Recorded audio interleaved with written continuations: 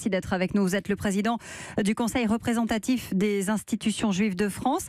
Est-ce que ce chiffre, vous aussi, vous l'avez constaté? D'abord, est-ce qu'il vous étonne? Non, je ne suis pas du tout surpris, car c'est aussi les remontées que nous avons au quotidien, justement, de cette progression quasi quotidienne. Il ne se passe pas un jour où nous ne sommes pas alertés par un acte antisémite, que ce soit une violence antisémite, que ce soit un tag antisémite, et on l'a vu dans les universités, on l'a vu sur les murs des synagogues, sur les murs des écoles, on a vu des enfants agressés à Sarcelles. Non, on ne peut pas être surpris. Mais ce que j'ai envie de vous dire, c'est que au-delà des actes les plus violents, et on en a connu aussi, n'oublions pas Mireille Knoll, mais au-delà de ces actes les plus violents, ces chiffres traduisent surtout la permanence et le développement d'un antisémitisme au quotidien. Mais ce qui surprend, pardon, Monsieur Khalifas, c'est que depuis 2 ans, ces chiffres manifestement avaient baissé.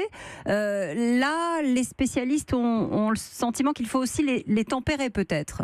Bah écoutez, moi je veux bien qu'on fasse, qu'on tempère et qu'on fasse toutes les analyses possibles. La réalité, ce sont les victimes de cet antisémitisme. Et aujourd'hui, la réalité, c'est que quel que soit la qualité de ces chiffres ou l'interprétation que l'on fait de ces chiffres, il y a 2 chiffres qui, eux, sont incontournables.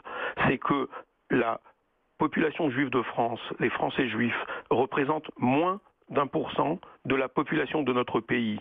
Et ils concentrent à eux seuls près de 50% de l'ensemble des violences racistes qui se produisent dans notre pays. Je crois que ça parle suffisamment. Et ce à quoi nous assistons depuis de nombreuses années, c'est une succession de plans de lutte contre le racisme et l'antisémitisme. Et je crois que c'est là que se pose le vrai problème.